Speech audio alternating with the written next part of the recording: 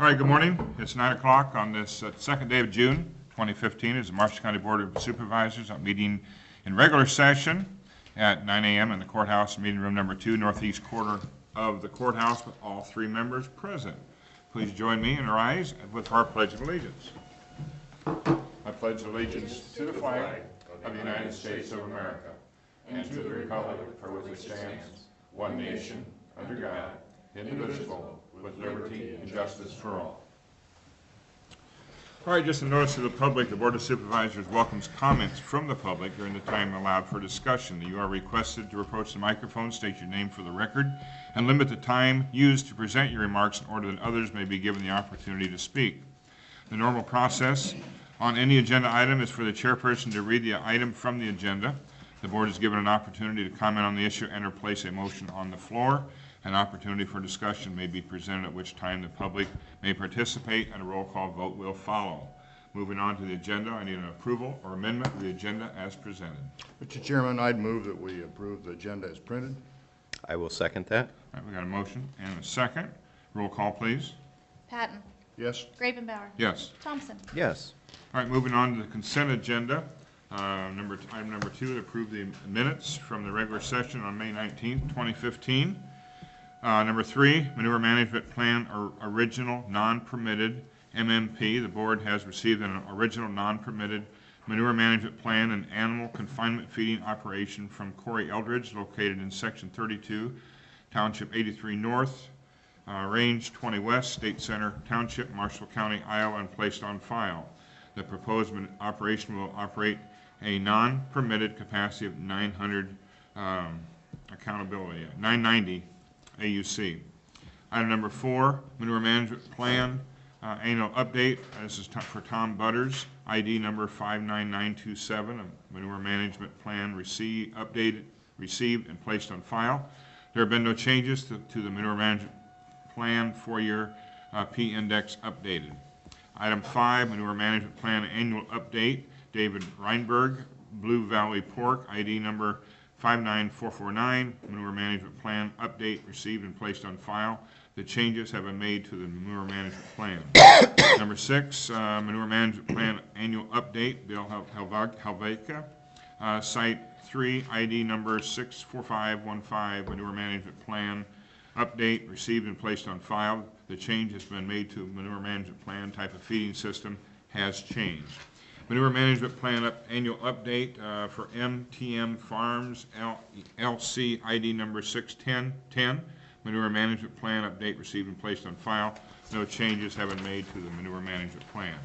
And item number 8, approve claims as audited and authorize the county auditor and recorder to issue payment of same.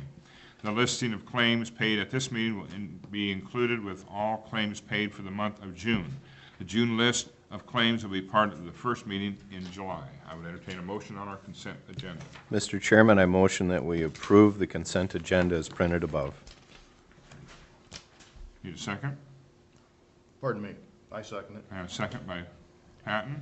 Any discussion? Hearing none, roll call, please. Patton. Yes. Gravenbauer. Yes. Thompson. Yes. All right, moving on to number 9. We've got actually a list of 5 items from the Sheriff's Department. These are extensions to the 28E agreement between Marshall County and the first one being the City of Clemens for law enforcement. This is discussion and possible action on the extension agreement regarding the 28E agreements between Marshall County and the City of Clemens for law enforcement protection within the corporate limits of the City of Clemens. The agreement is effective July 1, 2015 through June 30, 2016. The City of Clemens agrees to pay Marshall County the sum of $3,600 for that. And I guess, Dave, I'll just have you explain a little bit of how we come up with that $3,600. Each and every one of these 2080 agreements, the amounts are arrived at the same from all of them. It is $55 per water bill. So if you've got a water meter in your house, you're paying one $55 increment. So our businesses, if it's a multi-family dwelling and they've got 6 water meters in a multi-family dwelling, they're paying 6 times $55. It also includes $300 annually if there is a liquor license within that incorporated town. And each of these incorporated towns that the sheriff is doing an agreement with must also have a contract for animal control with an outside entity, and I believe most of them go through the Animal Rescue League. Okay. And there again, you're gonna see as we go through our 5 communities, the difference, but again, the water meters and the population is what controls the cost on that. Again, so the first one is for Clemens. I would entertain a motion on this one. Mr. Chairman, I'd approve the extension to the 28E agreement between Marshall County and the City of Clemens effective July 1, 2015 through June 30th, 2016. The City of Clemens agrees to pay Marshall County the sum of $3,600. I will second that. Got a motion and a second. Any other discussion? Roll call, please. Patton. Yes. Gravenbauer. Yes. Thompson. Yes. All right, moving on to item number 10. Again, this is a Sheriff's Department extension 28E agreement between Marshall County and the City of LeGrand for law enforcement. Again, everything the same, stays the same. The City of LeGrand agrees to pay Marshall County the sum of $23,820, and I would entertain a motion on this. Mr. Chairman, I would motion that we approve the extension to the 28 agreement between Marshall County and the City of LeGrand, effective July 1st, 2015 through June 30th, 2016.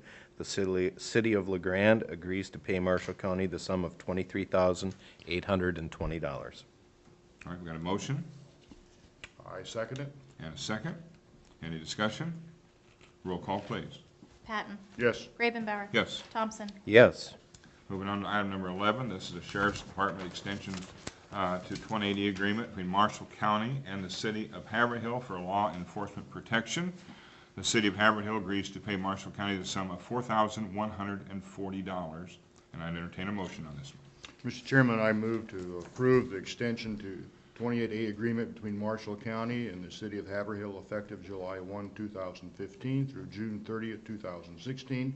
The City of Haverhill agrees to pay Marshall County the sum of $4,140. I will second that. We've got a motion and a second. Any other discussion? Roll call, please.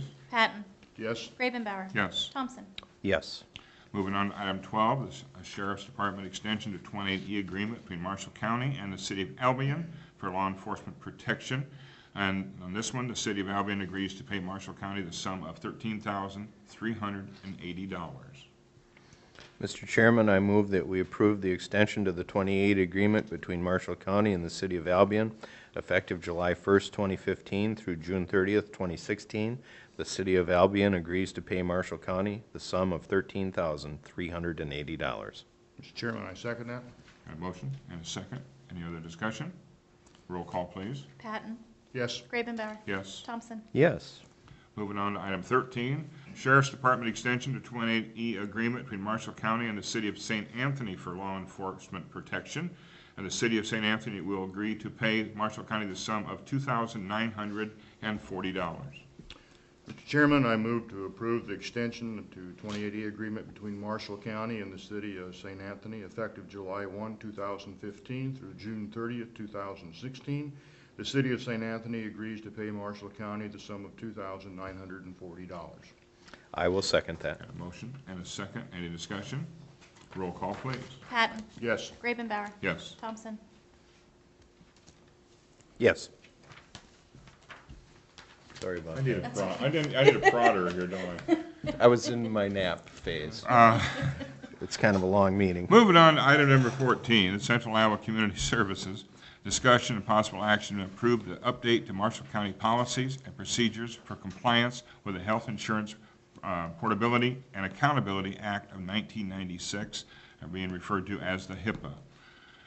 I would entertain a motion on this, and basically what this is we're just redoing our HIPAA, that we are not allowed to any medical procedures, any insurance that comes through on our forms, we are not allowed to broadcast them, I guess, basically. Yeah, we comply with all the privacy acts. We comply with the HIPAA law, so I'd entertain a motion on this. Mr. Chairman, I motion that we approve the update to the Marshall County policy and procedures for compliance with the Health Insurance Portability and Accountability Act of 1996, also known as HIPAA. Mr. Chairman, I second that. Got a motion and a second. Any discussion? Hearing none, roll call, please. Patton. Yes. Gravenbauer. Yes. Thompson. Yes. Moving on to item number 15, Resolution 2015-0026. And this is the first read of a proposed amendment, number 15/01 to the Marshall County Ordinances, number 16, Local Sales and Services Tax, and we'll set a hearing for this one. And Jarrett, is there anything that you need to say on this? Basically, it's local sales and service taxes. In the copies that we've got, you can see some of the changes that have been made, wordage and so on like that. And they also covers Albion, Clemens, Ferguson, Gilman, Haverhill, Laurel, LeGrand, Liscum, Marshalltown, Melbourne, Rhodes, St. Anthony, State Center, and the unincorporated areas. I guess be it resolved that such amendment shall not be effective until a public hearing is held at 9 a.m.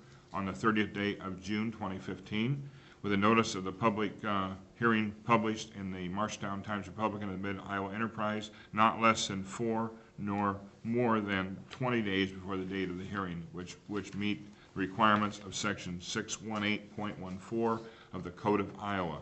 The board adopts the third reading of the proposed amendment, and the amendment is published. Be it further resolved that such amendment to replace ordinance number 16, local sales and service tax, shall be effective after this passage, approval, and the amendment is published. This will be dated at Marshalltown, Iowa, the second day of 2015. Any questions on this? Or Dan, you want to bring us up to speed on this?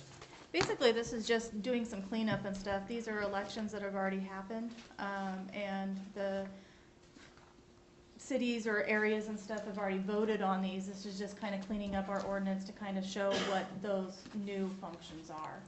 It also will help future auditor recorders know when the dates are and when new elections need to be done. So it's kind of a helpful tool. So even though they've already passed this through their last elections, we still have to adopt it as a resolution? Correct, because it's one of our ordinances. Okay.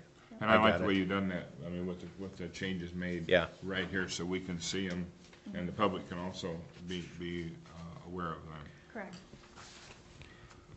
So I guess if, I'll entertain a motion on this resolution 2015-0026. Well, Mr. Chairman, I move to adopt the resolution number 2015-0026, first reading of a proposed amendment to Marshall County Ordinance number 16, local sales and services tax, and set hearing date and time for Tuesday, June 30th, 2015 at 9 a.m. I would second that. Got a motion and a second. Any other discussion? Are we required to have 3 readings on this? Yes. And if so, because I feel that all the respective bodies have already passed this in an election, when we get to the second reading, I would feel we should probably eliminate one of them. Okay, that sounds Well, good. we can make that motion. We can do that. We make can do that motion. then. That'll be a separate motion. Yeah, Yeah. when we get to it. Okay, Okay. okay. All right, we got a motion and a second, followed by discussion. Any other discussion? Roll call, please. Patton. Yes. Gravenbauer. Yes. Thompson. Yes. All right, moving on to item number 16, Resolution 2015-0027, abatement of mobile home taxes, Iowa Code 445.16 and 648.22A. And now, Jared. Good morning. Got 3 of them in this not on. No one wants to hear it. That, suppose I could shout. Yeah, shout it out. Okay. I never can make a thing go on. There we go. Thank you. 3 mobile homes here we're dealing with, the lot 71 at Smith Avenue and the lot 2 in State Center. Those are both junked, so they're not currently there. And then the Sunset lot 25, that was an execution with a small claims on the tenants there, so that falls under code section 648.22A. How often do these come up? Because we had a couple maybe a month ago, or maybe last couple of meetings ago? Well, right now what we're doing is. Just cleaning up for the end of the fiscal year? We're cleaning up our records a little bit more, because a lot of these have maybe sat out there longer, that we weren't on top of. A lot of this is because of the DevNet conversion. Oh, sure. So we wanna have our records as cleaned up as possible. And a lot of times we just let them sit out there a little longer, hoping and praying and crossing our fingers that, they would get paid. But, you know, when it gets to a point when collectible and they're junked, might as well take care of it now instead of waiting longer. So your recommendation is we absolutely adopt this? Yes, please.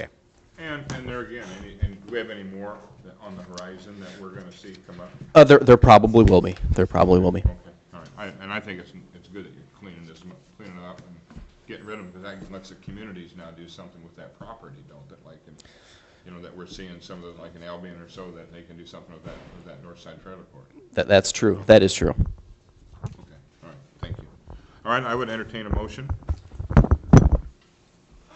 Mr. Chairman, I will motion that we adopt resolution number 2015-0027, abatement of mobile home taxes applicable to Iowa Code 445.16 and 648.22A. Got a motion, need a second?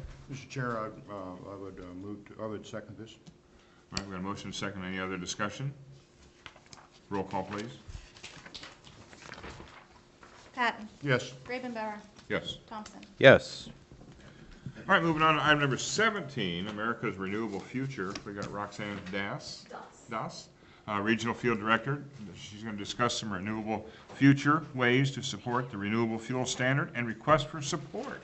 Good morning. Good morning, how are you? Well, pretty good. Yourself? Not too bad.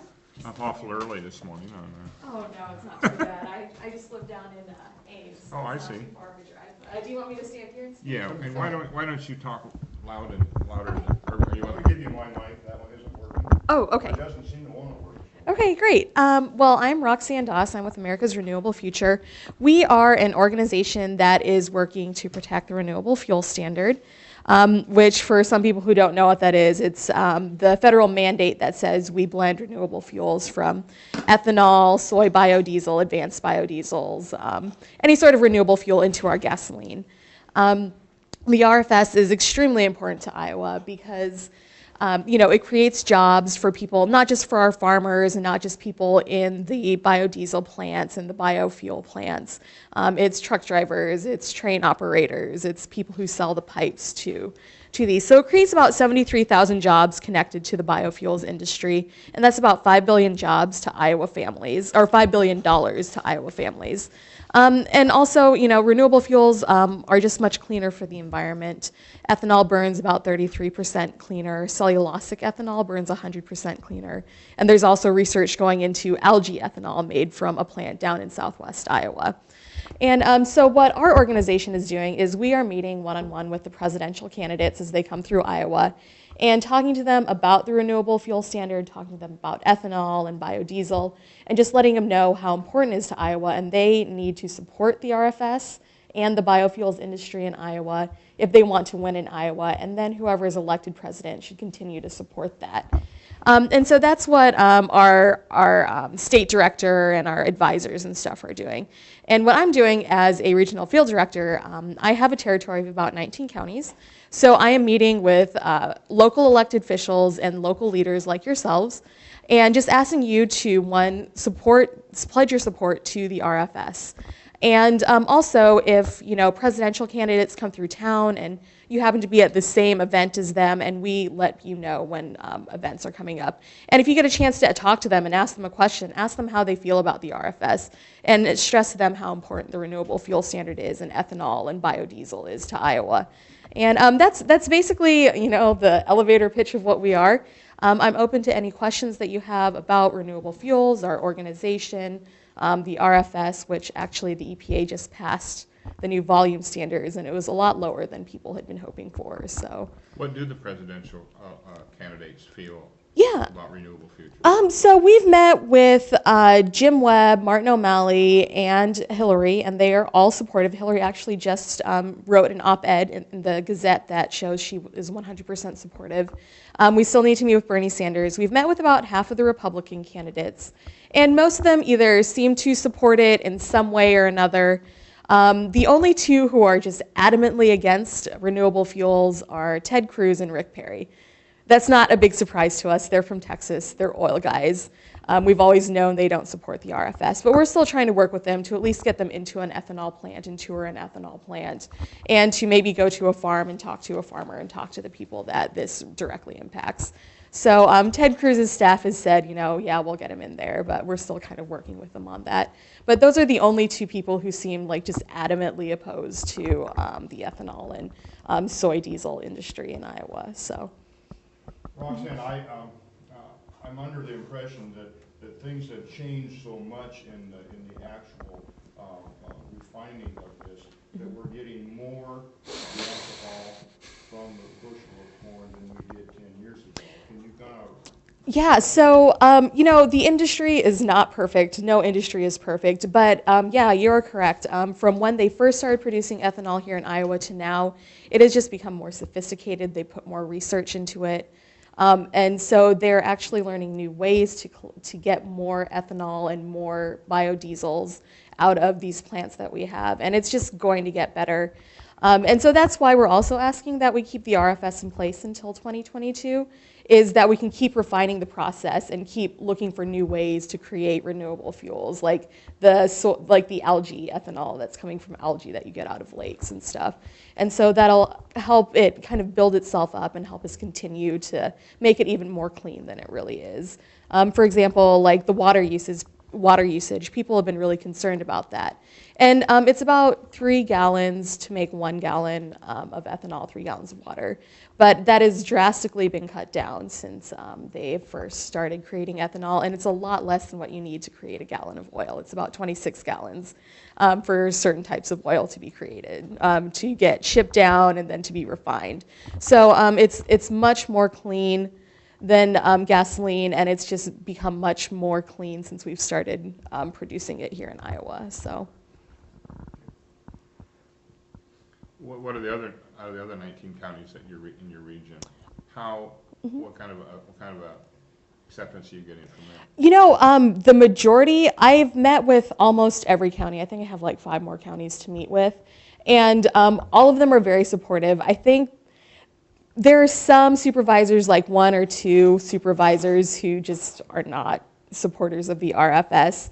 And that's fine. But pretty much in every county I've been to, everyone has signed up to support it and love the RFS. So, and depending on the county, how they pledge their support, it's just kind of up to the county. Some just say, okay, great, you can just word of mouth, we pledge our support. Others, I have a proclamation I can give that they sign to make it a little bit more official. So it just kind of depends on which county I'm in and how they like to conduct their business. So, What advantage would Marshall County have by supporting this? Well, you know, you guys are really close to Nevada, and there's a plant there, so I'm sure there are people who go over there to work at the ethanol plant. And I mean, there's lots of farmland around here. There are corn growers around here. And so it helps our farmers in this area. There are ag and implement stores here that give them business. And so it just helps create a good economy here, just like in all the other counties, especially in the north central part of Iowa, which is my region. It's a very rural area, and it's kind of the corn belt of Iowa. So it gives people more money to spend in their towns, to spend local. It helps our farmers. And it just helps boost that economy. So, What disadvantage would it be to Marshall County if we did not sign this?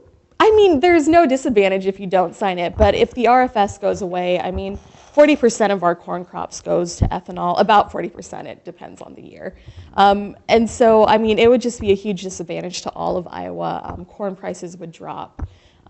It would make it would raise prices at the gas pumps. You know, farmers wouldn't be able to spend money. John Deere had to lay off 800 jobs because they didn't set the renewable fuel, the volumes for ethanol the last 2 years. So I mean, ethanol and corn and soybean and all those biodiesels, it's in every part of Iowa. So it would be bad for the whole state. So great. So yeah, do you have any other questions? Nope. Okay, I can give you back your microphone. Yeah, okay. There you go. Thank you. Well, I would entertain a motion on this item. Mr. Chairman, I would move that we support the renewable fuels and the renewable fuel standard. I will second that. We got a motion and a second. Any discussion? Hearing none, roll call, please. Patton, Yes? Gravenbauer, Yes. Thompson. Yes. All right, good job. Thank you. Do you guys want me to send you a proclamation to sign, or is this just doing the? Why don't you send it to us? Okay, great. Yeah, I'll send you Okay. one later this afternoon. Okay. So you just have it on file. Does this come all in a frame, or how does this come? Yes, it's got to be suitable for framing. I can try and make it. Oh, no. Just send it. Just Gold send it. seals, we love gold seals. All right, this time for open now for public forum. This is time set aside for the public to make comments on topics of county business other than those listed on this agenda. No action will be taken on any of these topics brought up in the public forum. We ask the public to please come up in single file and not too crowded around the microphone. We'll open it up now for public forum. Starting with the front row. Roads are great. Nothing to say? There's always something to do out there. Okay. Well, okay, thanks the public for just kind of holding back. Next item would be the adjournment. Next regular session is scheduled for June 16, 2015 at 9 a.m. All business to be acted upon at that session shall be submitted to the county auditor and recorder's office or the Board of Supervisors office by Thursday, June 11, 2015 at 1 p.m. There being no further business to come in front of the board, we have meeting is adjourned at 9:26. Thank you guys very much, and thanks you, Roxanne.